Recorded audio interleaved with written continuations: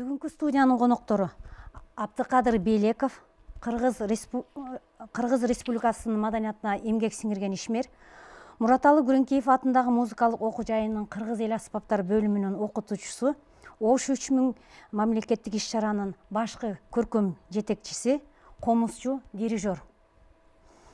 Мамат Сулайманов, маданияттын мыкты кызматкери, көптөгөн эл аралык республикалык кароо сынактардын жеңүүчүсү, Манас Миң медалинин ээси, Болуш Матазимов атындагы эл аспаптар оркестринин негиздөөчүсү, комузчу, жеке ишкер. Ошондой эле Шербет Келдибекова, Абдулдаева, Калым Алдабасанов атындагы Кыргыз улуттук консерваториянын ырдоо факультетинин 3-курсунун студенти, ырчы комузчу. Куш келипсиздер, урматтуу коноктор. Абдыкадыр агай, сөздү сизден баштасак. Азыркы жалпы эле суроо, азыркы учурдагы жалпы музыкалык билим берүү маселелерине токтолсок, агай сиз көп жылдан бери музыкалык билим берүү тармагында иштедиңиз. Сизден белгилүү бизге белгилүү мисалы Дилшат Кангелдиева, Санабар Артыкова, Кадыча Азимова деген кыздарыңызды, шакирттериңизди билебиз. Сизге бир суроо, мурдакы, кийинки эгемендүүлүк жылдардагы, акыркы 10 жылдыктардагы ушул биздин салттуу музыка аткаруучулукта, педагогикалык ишмердүүлүктө кандай жетишкендиктер болуп атат, мүчүлүштүктөр болуп атат, алдыда кандай жумуштарды аткарсак деген сыяктуу маселелердин айланасында сөз курап берсеңиз. Рахмат. Өтө кенен суроо экен. Мен да болуп туруп аракет кылып көрөйүн. Эмесе мындай эмес тура карындаш. Баягы себеби мындай туура суроо бердиңиз. Биз мына Союз маалында, Союз маалдагы менен кийин эгемендүүлүк экөө мындай заман алмашканда кандай бир чачыранды болуп, кичине бир мындай ээсиз калган малдай болуп калдык. Ичинде биринчи кыйынчылыктар болду. Эми ал мына биздин маданиятыбыз бул өзү өтө көп тармактуу нерсе. Ошонун ичинен биздин элдик аспаптар, сиз айткан салттуу музыка, баягы ушул чоордо ойноо, комузда ойноо, жалпы эле акындык, манас өнөр. Бул эми мен салыштырмалуу Союз маалына караганда азыркы маалда бир топ аябай зор өсүштөр бар деп айтсам муну жаңылбайм. Себеби биз окуган маалда бизде кандайдыр бир мына ушул салттуу музыка жактан көбүрөөк профессионалдуулук, баягы элдик баягы оркестрлерге, классикалык музыкага басым жасап, анан биздин элдик аспаптар кичине артта калгандай болду эле. Бул эми баягы жалпы эле баягы отурган көрүп аткандар бар, музыканттар баары билиши керек. Анан ошон үчүн мына кийин эгемендүүлүк учурунда баягы эгемендүүлүк кичине бир солкуна түшүп, кайрадан эсибизге келип, мына бүгүнкү күндө бир топ өсүштөр бар. Ушул баягы эл аспаптардын мына жакшынакай мына өзүнчө баягы чоорлор, герни, сурнай, жана сиз айткан жетиген, комуз, бул жагынан бир топ өсүштөр болуп атат. Аябай жакшы аткаруучулар чыгып атат. Агай, сиз ошол Союз учурунда консерваториялык деңгээлде билим алгансыз. Андан кийин Ош жергесинде көп жыл иштедиңиз. Ооба. Ошол жакта иштеген ишмердүүлүгүңүз жөнүндө бир аз айтып өтсөңүз. Мейли, рахмат. Биз биякта иштеп атканда ошол 75-жылдары институт бүтүп, ал убакта консерватория институт эле. Эми азыр эми консерватория, бирок негизи ошол Бешнали базасында эле ошол консерватория, ошол эле консерватория негизи. Ал асмандан келген жок, баары ошол эле мугалимдер, ошол эле баягы кимдер иштеген жакшы эме ошо окуу жай. Ушу биз бүткөндө ошондой бир Ош Ниязалы атындагы азыркы Ош музыкалык окуу жайына бизде бир 5-6 окуучу бүтүп аткан выпускниктерди, пианисттер, виолончелист, биз народный мен, вокалист, ушундай бир мугалимдер, музыканттар чогулуп, ушул жака для подкрепления баягы эмелерди колдоо, кадр менен толуктоодо биз ушул жака жөнөткөн. Ушу жөнөтүп ушу барганда, ушул биз Ошко жаңы барганда 75-жылы аябай күтүрөп өсүп турган кез экен. Дагы ушу кыргыз эл аспаптар боюнча бул жагы маселе өтө артта болгон нерсе. Себеби ал жерде баягы кесипкөй мугалимдер жетишсиз экен. Калган баягы хордо дирижерлоо, берки оркестровый отдел, орус аспаптар инструменти баары өз жайында, фортепиано отдел баары жайында экен. Биздин гана аспап, биздин баягы кыргыз эл аспаптар бөлүмү кичине бир аксап турган маал экен. Анан биз барын кыйраттык дебейбиз, бирок ага чейин иштеген мугалимдер жакшы иштеген. Биз эми барып кичине толуктап, бизден кийин жаш кийин кадрлар келип, аны өстүрүп, өсүп, азыр Кудай буйруса азыр Ниязалы окуу жайында аябай өзгөчө биздин мына кыргыз аспаптар боюнча жакшы эле деңгээлде деп ойлойм. Жакшы өсүш болду, бир түрлүү болду. Сиз ошондо оркестрдик сабактан дирижерлук сабакты өткөрчүсүз да? Ошондо мисалы мен деле ошол Ниязалы окуу жайында окуп, сиздин кол алдыңызда өткөнбүз. Ошондо сиз оркестрден сабак берчүсүз. Ооба. Ошол ишмердигиңиз боюнча дагы. Эми муну айтсам, биз барганда, бул жерге барганда эми биринчи баягы бизде болот Бешмаев деген бир аксакал негиздөөчү ушу биздин бөлүмдү, ошо Ниязалыда 64-жылы барып, Кокум Жолдош агай сиздин агайыңыз да ошол ал кишилер азыр өтүп кетти, бирок ошол кишилер негиздеген экен. Мен барганда ошондо кыргыз бөлүмүндө ар бир курста 3-төн 4төн гана бала окуш экен. Хотя бир 10-15 баладан болуш керек ар бир курста. Анан биринчи ошол маселени көтөрдүм. Айттым, биринчи атайын жалпы биздин музыкалык окуу жайыбыз негизи ушу алыс жерден келген, баягы ар кайсы алыстан келген окуучулар даярдап кайра ошого жиберүү. Тем более жана мына биздин кыргыз эл аспаптар бөлүмүндө. Үчүн айттым, негизи баягы биз республикада бул аз. Калган баягы мисалы пианисттер бир курста 25-30дан, Караевде 40-50дөн. Кыйнай келгенде 3-4төн окуучу. Ошондо маселени коюп, ал көтөрүп ошону кичине көтөрдүк. Анан ошонун негизинде дагы ошол жерде оркестр бар экен. Оркестр эми оркестр айтсак азыр анда контрабасы да бар, балалайкасы да бар, фортепианосы да бар, кыскасы колго тиген инструменттен түзүлгөн бир оркестр бар экен. Мен ошол жерде баягы ошо келдимде, ошого рахмат. Ошол учурда ушундай жок кылбай кармап турган. Анан бияктан мен жаңы эле карамолдон бүтүп, биякта иште бизде кичине практика бар. Бияктан аралашып жүрүп анан кой. Булар ошо баары бир баягы кичине кыргыз биз колдойлу, кичине өстүрөлдү. Анан ошол жерден оркестр уюштуруп биринчи ошо иштеген мугалимдерди кошуп, баягы студенттердин өзүн отургузуп, ошо биздин бул Карамол Орозов тибиндеги, азыркы Мээрен оркестр тибиндеги кадимгидей кыргыздын классикалык оркестрин түзгөм. Ал чындык түзүп, биринчи жылдан баштап ошо негизи ушул жактан негиздеп түзүп өткөргөнбүз. Агай, анда музыкалык тыныгуу жасайлы. Шербет, сен бир күү чертип берсең. Агайдын түздөн түз шакирт экен. Бреңкеев атындагы музыкалык окуу жайынын комуз классын бүтүргөн экен өзүңүздөн. Азыр Кыргыз улуттук консерваториясында ырдоо бөлүмүндө 3-курста окуп жатырсың. Кутмандуу күнүңүздөр менен ардактуу кыргыз элим. Анда эмесе ошол Токтогул Сатылганов атабыздын Кыз келбестен күүсү бар. Абдан кичинекей күү болсо дагы мааниси абдан терең күү. Ошону аткарып берет коюн.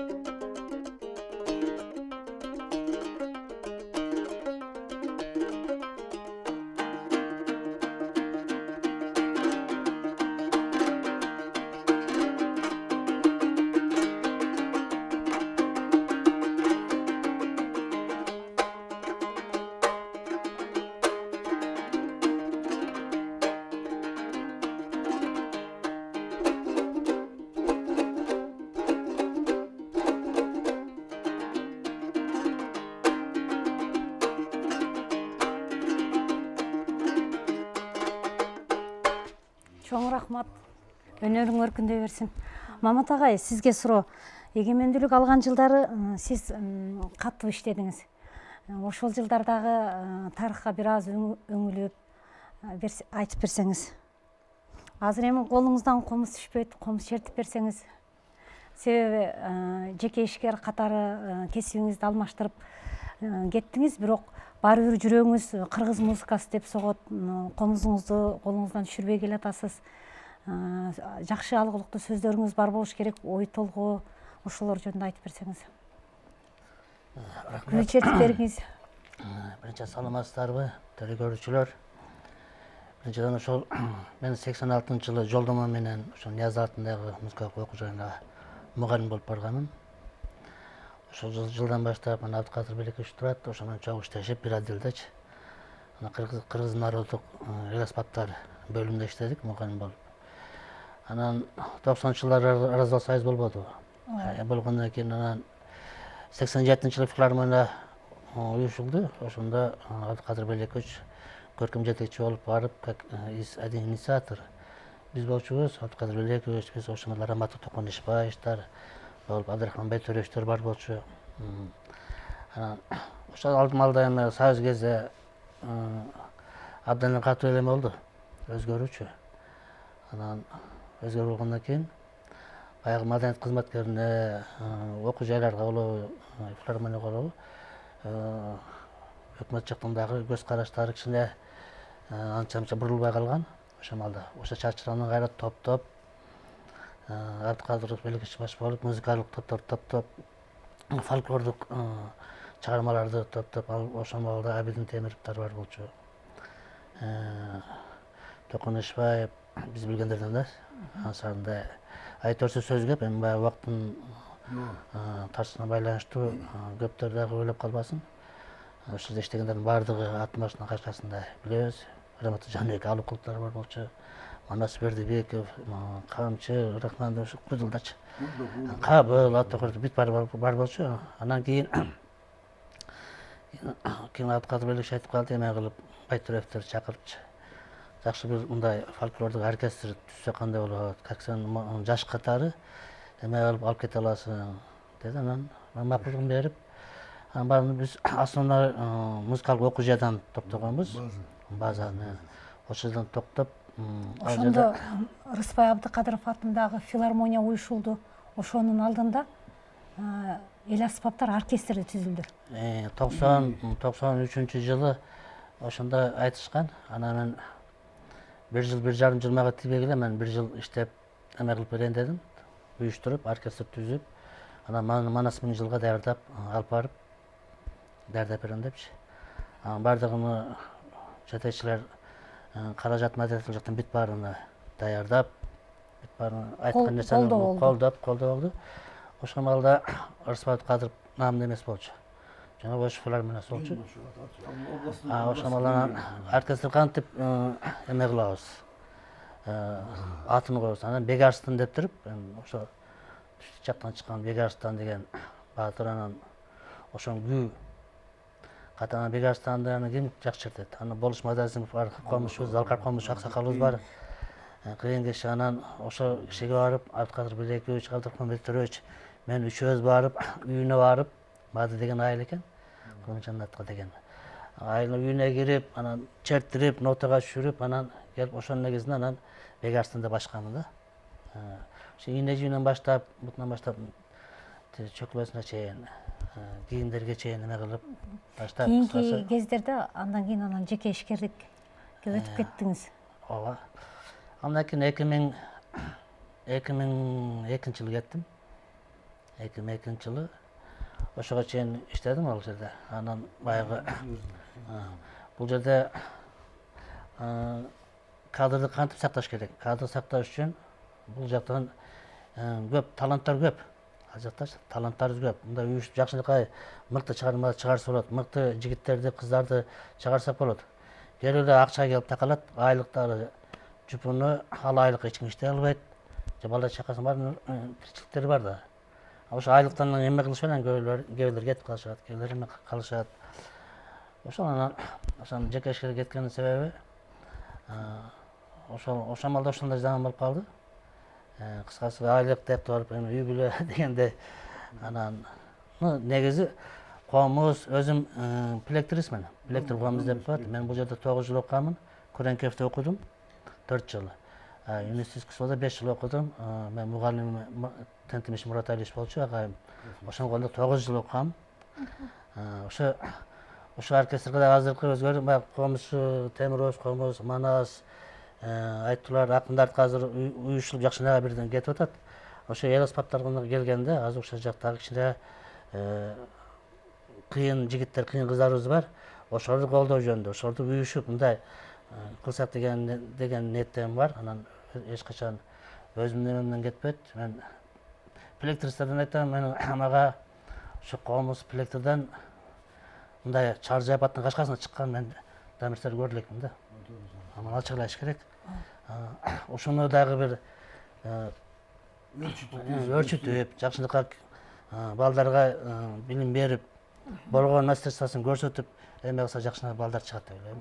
Классикалык музыканы даңазалоодо пилектер Комуз деп коебуз, мындай айтылганда домбыра, Домбыра деп коет да. Домбыра казактын домбырасы деп коет. Домбыра чүтөргүстүрүн деп коет.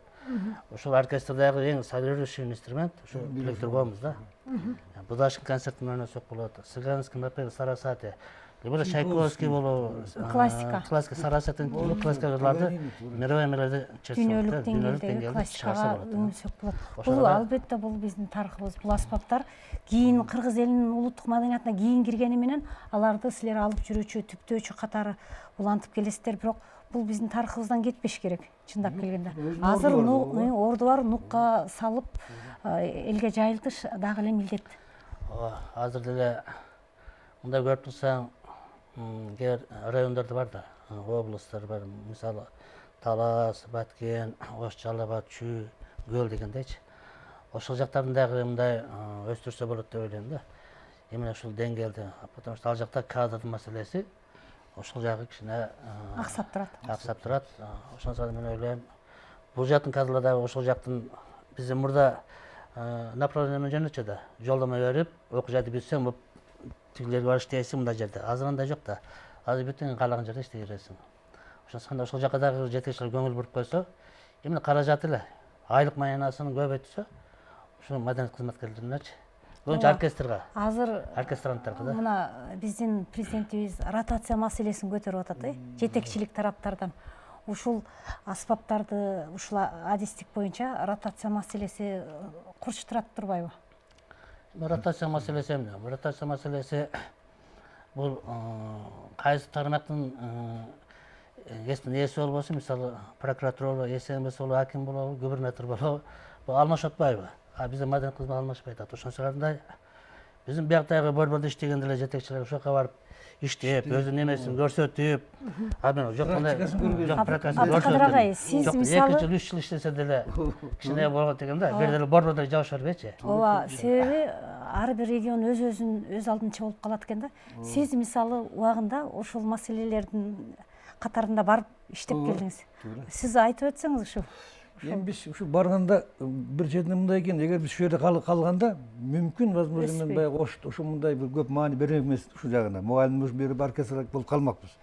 Мен ошого барганда баягы жаның менен күйөт экенсиң да, баягы ушу кыргыздын андай кыздар балдары бир жакшы билим алса экен, бир терең билим алса экен, бир хотя бы профессионалдуу деңгээлге келсе экен, ошо жанында жаш болсок да ошондо курчу экенбиз, өртүгенбиз. Көрсөт бияктан биз баягы ошо профессионалдык музыкага сугарылып, жанагы биздин улуу инсандар менен чогуу иштешип, анан ошол нерсе баягы намыс үчүн келип ошол жака баргандан ошол жерде болгон илимди, болгон билимди бердик да. Себеби ошол балдар, ошол окуу жайдагы балдар, биз барбайбыз, сиз айтпадыңыз ротация деп. Ошол балдар мисалы Алай деңиз Алайга ошо барат. Баткен ошо барат. Мисалы бияктан бирөө барбайт. Ошон үчүн маселе жана сиз айтканга туура айттыңыз, ротация деп. Ошо менен мисалы түндүк жакта жакшы абдан кесипкей балдар көп, кыздарыбыз бар. Иши жок, жөнөкөй жүргөндөр бар. Ушунчалык алтынга барабар балдар бар, алтын алмашкыс.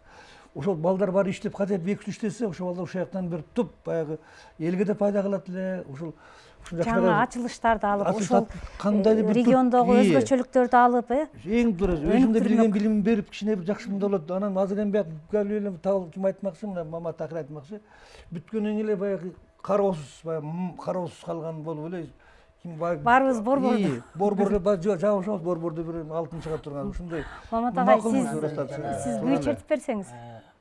Кечиресиз, сөз айткым жанагы оркестр боюнча. биринчи бегаштан койдук, андан кийин насихат деп эме болду, Алшын Молдокулович эме кылды. Андан кийин кичине чада иштеп, ал кишилер кыйын музыкант болчу раматылык андайлар дагы эме эстеп жүрүш керек. Андан кийин азыркы Болуш Матасимов атындагы башкы дирижер Сайдарахман Матиев иштеп атат.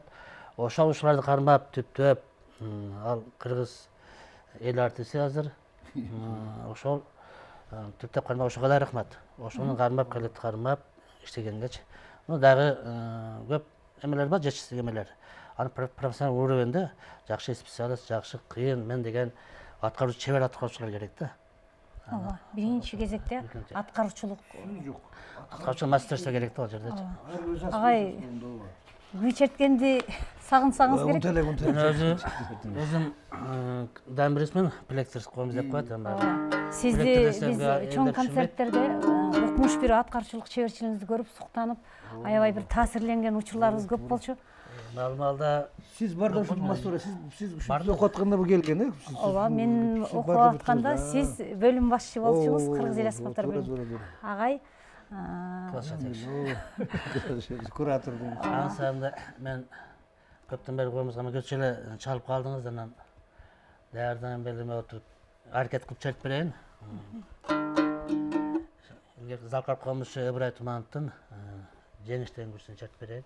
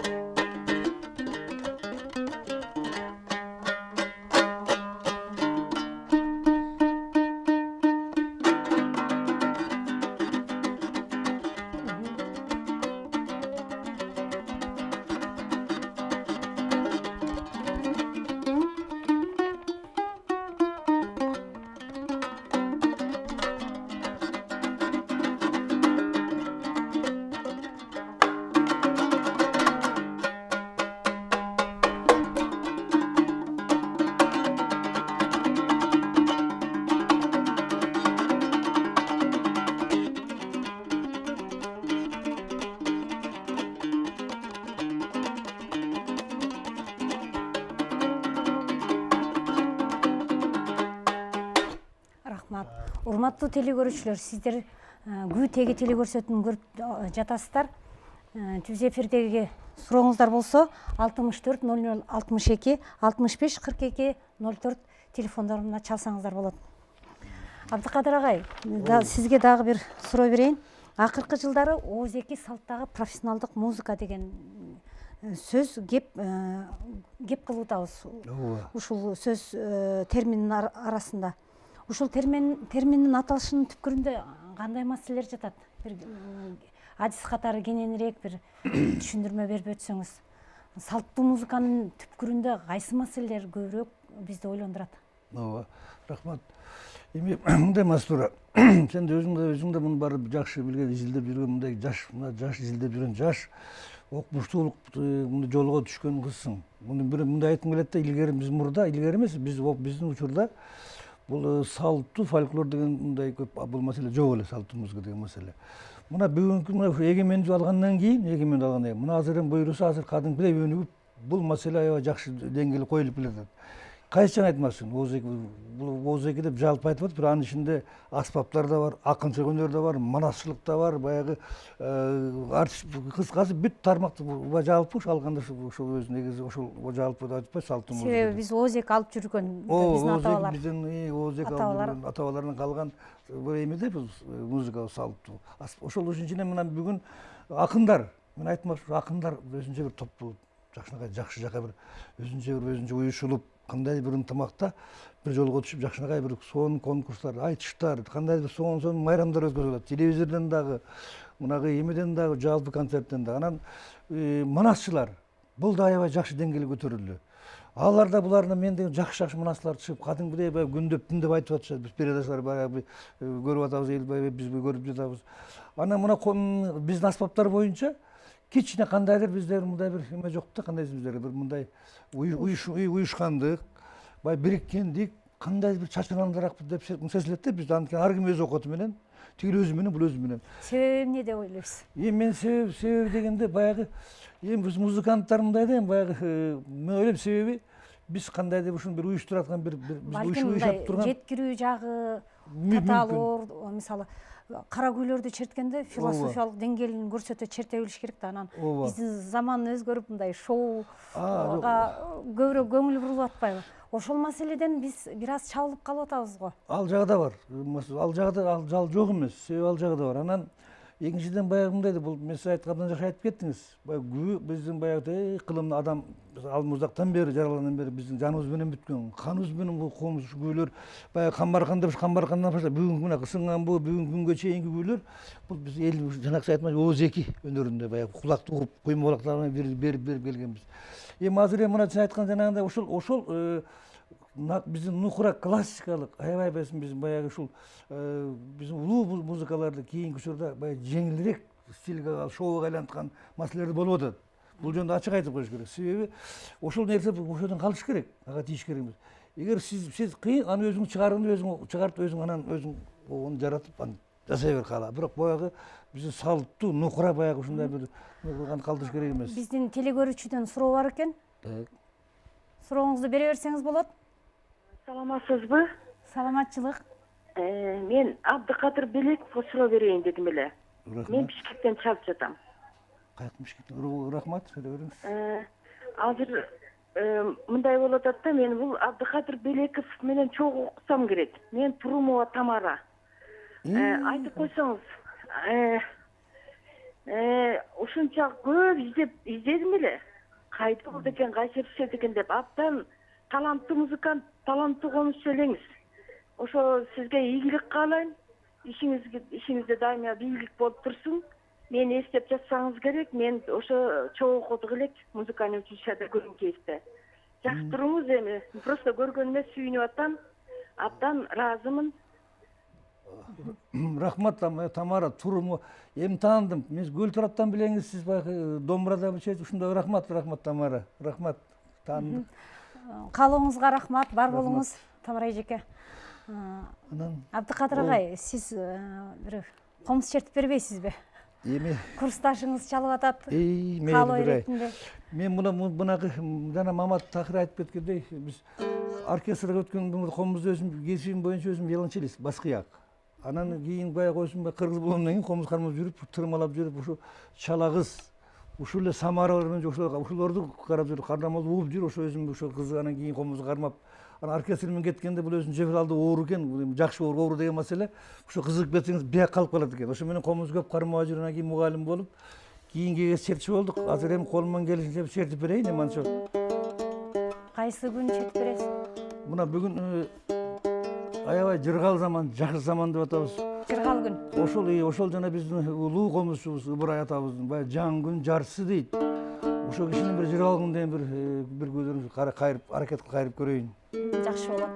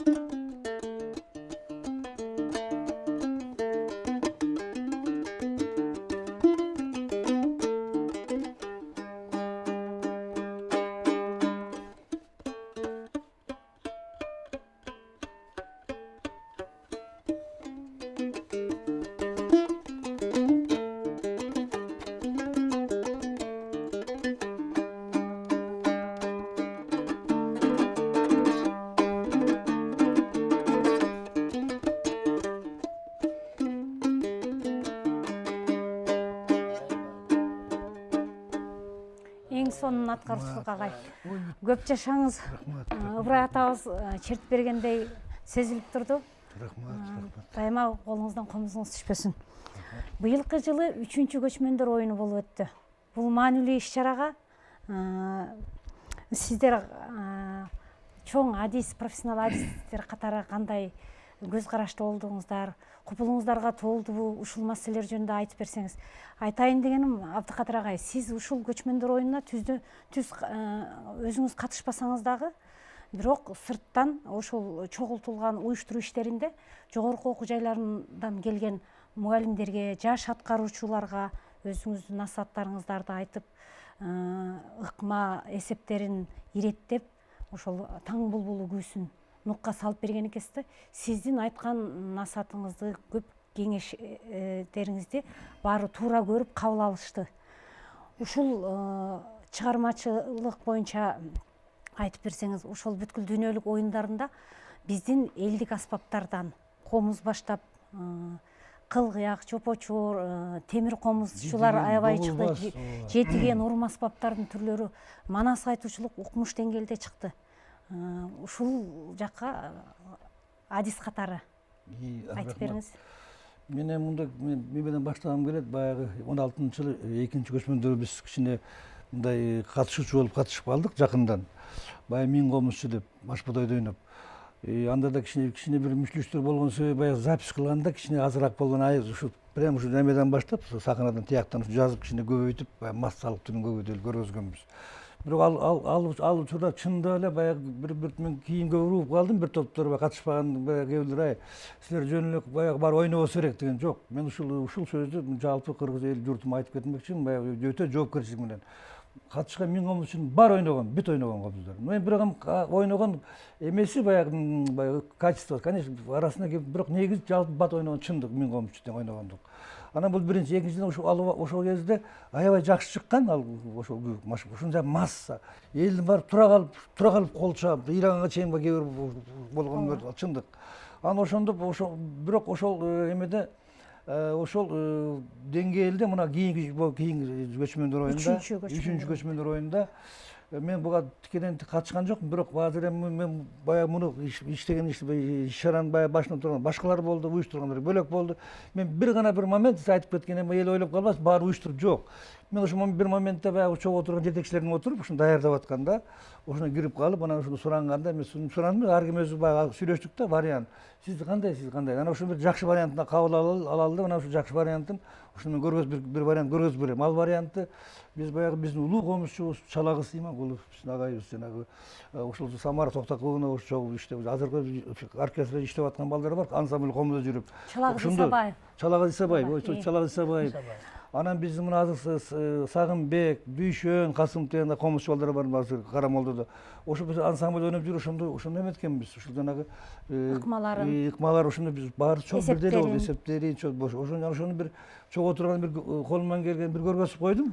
Баягы момундай болуш керек. Академиялык вариантын, Анан ушул баарын айттым, өзүң жакса алгыла, жакпаса мен баягы мен наставить кылбайын десем, ошо баягы көрүшүп, рахмат ага, жакшы экен, колуңуз жакшы экен, ушул мен ыкмаңызды ошо анысы бар. Анан ойногон эмес. Жалпы композицияга кандай пикирди айта аласыз? Жалпы пикирим, бирок негизи баягы аябай эле жакшы болду. Философиясы көп, терең философия болду, бирок мына биздин өзгөчө мына комуз аспаптары кичине кандайдыр бир мурдак деңгээлде болбой калды. Эми капы болбосун, уюштургандар ал убакта массада кандай болду, мында кичине бир бөлөкчүрөөк кылса болду. 1000 комузчу болчу. 1000 болбосо жок деген бир 500 кылса болмок экен, баягы сахнада 25 комузчу, 25тен килеген чоң массада, тем более сахнада баягы ипподромдо. Бул эми кичинекей тамчылык көрүнүшү жагынан да, восприятие жагынан да анча болбой калды деп ойлойм. 500 болбосо да 50 комузчу болсо деп. Эми катеп 50 болсо, 100 болуп калса жок деген жаркылдап кенен жайып берсе, сон болор эле. Анан баягы 25тен 4-өзү отурабыз. Да бизге бир 15ти кошо жыр болуп атпайбызбы? Ал эми дүйнөлүк деңгээлде масштабда кичине бир азыраак болуп калды. Мен баягы эмеден сын таккан алысмын. Эми каалоом бар, жакшы болот эле да. Бул да уюшпастык, баягы уюшпастыктын башыбыздын кошулбастыгы, акылдашпасыбыз деген сөз да. Эгер акылдашып кеңешсек мүмкүн, возможно, же Машбойду калтырат белек, же дагы бир вариант ойлойт белек. Бул да биздин кандайдыр бир эме, мындай кандай десем сиздерге бир кийинки эмнелерге мындай сыноо иретинде болуп атат да. Кийинки көчмөндөр оюнда балким мисалы 4-чү көчмөндөр оюну Турцияда өтөт дейт. Ошондо дагы бир башкача бир демилге менен чыгышыбыз керек турбайбы? Ошо туура мына айнана ким Мастура мына сага окшогон кандай музыкалдык школдо иштеп атат мугалимдер бар. Биз билбегенбиз, Мамат айтып кетти го жана. Баягы кандай таланттуу музыкант, ошо көрүнүп атат. Ошолор ар бир ушу райондон, областын чогулуп ашып 100 комуз чогулат, 50 чогулат. O жетекчи ойногон дастыккан эми жаштар дечи. Ошолордун баарын чогултуп, центри коюп, жана эле баягы теп-тегиз кылып инкубаторду алып кийгизбей, жакшынакай кызылала, биз тоодой кылып, узун, ак, кара, кызыл, көк, жакшынакай ушул жетекчилер чогултуп, аны жакшы катышкандар чогултуп чыгарып койсо, аларга деле стимул кийин иштегенине, жакшы болор эле деген бир ниет на будущее, да, келечекте. Муну эске алышыбыз керек экен. Ооба. Урматтуу телекөрүүчүлөр, анда көчмөндөр оюндагы аткарылган музыкалык композицияга көңүл бурсак.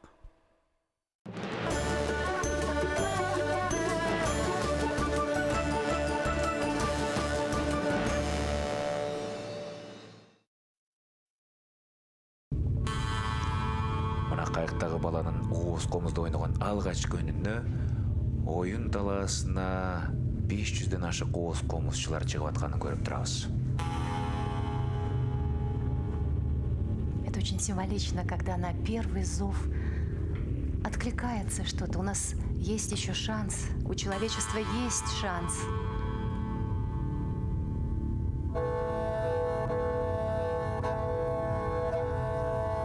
Ошондой эле керней сурунайчылар, доол басчылар жана башка улуттук аспапта ойногондор ооз комузчуларды коштоп чыгышты. Да, правда, на первые звуки ооз-комуза откликаются 518 ооз-комузистов, 150 комузистов, 50 карнаистов и 50 сурнаистов.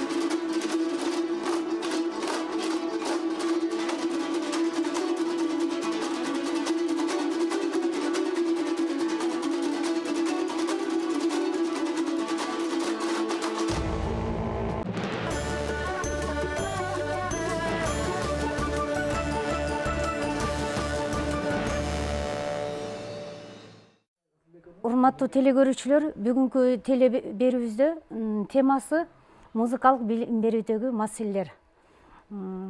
Анда сөз кезегин мен Шербетке берейин. Жаш аткаруучу катары пикириңди айтсаң, анан бизге ырдап берсең. Рахмат, туура болот. Жаңадан бери агайларыбыздын айткан маектешүүлөрүн угуп отуруп, өзүмө дагы бир керектүү маалыматтарды алдым десем болот. Абдан туура нерселерди айтып кетти. Кошулам албетте. Мен мисалы азыркы учурда Улуттук консерваторияда элдик ырдоо бөлүмүндө окуйм. Буга чейин деген Мураталы Күрөңкеев атынан музыкалык окуу жайда, ошол Белеков Абдыкадыр агайда окугам, билим алгам. Абдан Күрөңкеевде окуганыма сыймыктанам. Албетте бул комуздун жардамы абдан чоң болду.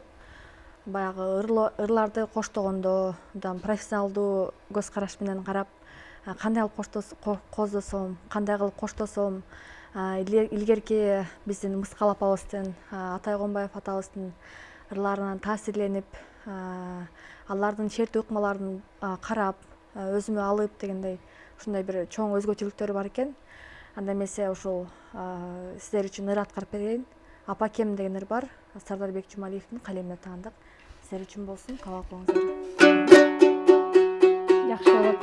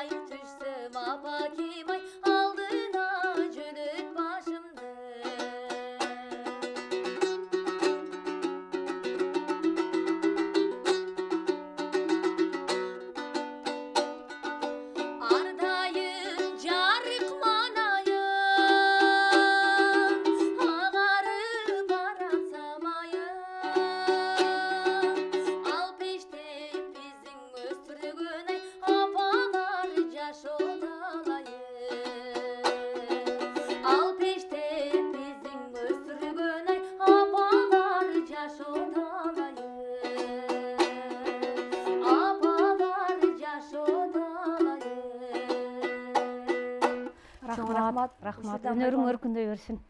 Абдыкадыр агай, бул теманын негизги маселелери айтууга киришели. Мындай суроо берип калайын. Азыркы учурда сиз комузчу катары, көркөм жетекчи катары, дирижер катары көп мурдакы мезгилдеги, кийинки мезгилдеги алып жүрүүчү катары чоң тажрыйбаңыз көп. Ошол сырларды балдарга, студенттерге үйрөтүп атасыз. Анан эң негизги музыкалык ички билим берүүдөгү ички маселелердин эң чоңу бул чоң сабактар бар да, аспапташтыруу деген, оркестрдеги, анан нотага түшүрүү маселелери бар. Ушул жакты аябай терең карайсыз да. Анан азыр ар кайсы аспаптар изилденбей турат. Ошол маселелерде ноталаштыруу маселесин ушул маселеге айтып берсеңиз, ушул маселелер боюнча. Мен түшүндүм баягы. Эми мындай да мен айтайын дегеним, мынабу биз өзгөчө мынабу кийин биздин баягы кыргыз эл аспаптары өзгөчө комуз күйлөрү, шогор күйлөр, бул күйлөрдү нотага азыраак түшүрүп калыптырбыз да, нотага түшүрүү маселеси. Ушундан башталат өзү. Мугалимдердин иши нотадан башталат, репертуардан. Азыр эми көбүнчө ошол маселе кичине бизде аксап турат дагы эле. Муну баштаган жанагы ким деген биздин Бейшембиев аксакалыбыз, Чалагыз Сабаевбыз биздин улуу агайыбыз. Жанагы Тургуналдын Медетов жанагы 33 күйлөрү бар, шартында түшүргөн. Ошол замандан кийин мына кийинде Чыныбаева деди, ушта бир кыздын эмеси бар экен да. Таштабек Чыналиев. Чыналиев, Таштоо Чыналиев. Анан дагы Эргешева деген бир кызыбыз жашасын жазган. Анан дагы Масура сен өзүң Мурак Абдырахмановдун көзүн кадимкидей өзүндөй кылып абдан жашыга түшүргөнсүң, профессионалдык деңгээлде ар бир анализ менен түшүрүпсүң. Рахмат. Мына ушундай китептер бизге жетишпей тур мына бүгүнкү күндө. Бул маселе эң бир чоң маселе. Себеби бул маселени баягы жалаң эле биз ушундай курулда эмес, бул өкмөттүк деңгээлде чечиле турган маселе. Себеби бул каражат, мамлекеттен каражат требует кылат. Себеби ал бирөөнү нота чыгарыш үчүн күбөлөрдү. Мисалы Ыбырайдын атабыз деп атабыз, Ыбырайдын Петерма мында 50 жыл мурда чыгарган ушу приблизительный баягы күйүүсү, ал комузчу киши, комузчу эмес киши түшүрүш кыйын күйүү. Муну ачык айтып коелук. Ана кишинин баары общий рисуногу бар, каркас. А бирок баягы ичинде ыкмалар, Затаевич, Виноградов изилдешкен. Фиферман кийин могул сиз түзгөн, уюштуруп алып барган эл аспаптар оркестрин ошолордун үлгүсүндө, ошолордун түшүргөн ноталардын негизинде, ошолордун ойломдорунун негизинде түшүрүлгөн экен да. Ооба, чындык, туура акыйкат. Азыр эми мына ошол кийинки учурда мына ушул маселе бизде эме болуп турат. Бул маселе баары бири-бирине байланышат да, Мастура. Жанагы биз айтып атпайбы, конкурс деп, коммунисттер конкурс. Материал жок болуп өткөндө конкурска берет экен условия, аз кээ бир мугалимдер биз билбеген күйлөрдү жазып койдук, жөн формальный кылып. Ал ошо күнү билиш үчүн мына Ыбырайдын аз жака өткөндө 130 жылдыгы болуп, частный өздөрүнүн бир уюмда уюштурган экен, ошолор эптеп нотасын чыгарып атат. Айсайыт деген жигит бар экен консерваторияда, ошол нота түшүрүп атат. Анан кийин ошол сыяктуу нерсени биз абдан көп колго албасак, кийин баягы биринчи репертуар берелик, ноталар берелик колуна. Анан жанагындай конкурста баягы требование жазсак, ошондой эле кичине жайылсак болот. Анан жөнөкөй туруп айлап келип жазып коюп алган да ал менен иш бүтпөйт. Ошон үчүн эң бир маселе бүгүнкү күндө курч маселе жанагы нотага түшүрүү, элдик күйлөрдү. Баягы Кара Молдокен, Ыбырайдын баягы түшпөй калган, баягы нотага түшпөй калган күйлөрүн, ал эми угуп бөлөк, кара күйлөр. Аларды ыкмалары убагында изилденбей калган экен да, 60-70 жылдары. Ошону азыр биз бир гана запистен угуп гана түшүрө алабыз да, а бирок ойноо ыкмалар боюнча өтө татаал маселелер турат, өтө кыйын. Анан буну өтө мындай абсолюттук угуу сезими барлар гана түшүрө алышат да. Анан бул жаатында биз билгенден сиз айткандай Жусуп Айсаев, Нурлан Ышанов ушулар түшүрүп атат да. Анан ушуну биз кандайдыр бир деңгээлде ушул көз карашты алып жүргөн, ушул эмнени алып жүргөндөрдүн бир командасы түзүлсө кандай болот эле. Биз мамлекеттик деңгээлде үнүбүздү чыгарып, ушул тараптан суранып же бир уюм түзүп, ушул жакты эгер баштап калсак, ошондо көч башы болуп туруп берсеңиздер эң сонун болбойт беле, агай? Бул жагынан сиз, мисалы, сизди насаачы агай катары угуп атабыз. Бул айткан сөздөрүңүз аябай туура, бирок иш жүзүндө биз муну аткарышыбыз керек, агай. Ошондой Мастура. Агай, сөзүңүзгө аралжы, урматтуу телекөрүүчүдөн суроо бар экен. Суроо бере бериңиз, саламатсызбы?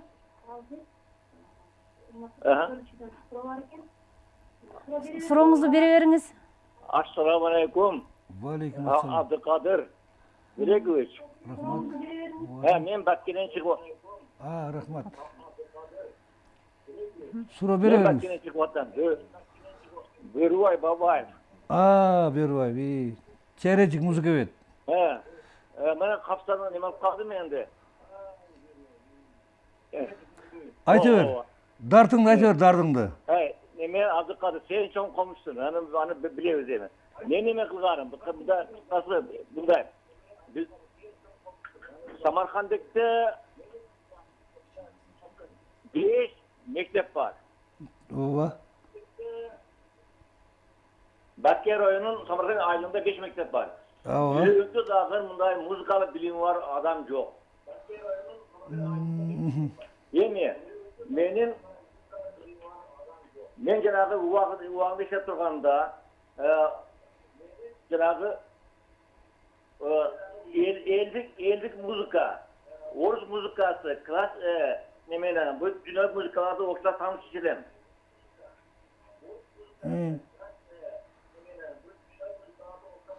Айтор. Билип эле бардыгы. Эми ошол биз немеден артта калып атат ошол жагынан келгенде. Эми мен суранычым, жанагы немеге билим берим министрлигине кайрылып, ушул Күреңкеев бул билим неменин чордону классикалык музыканчылык кыздар үчүн.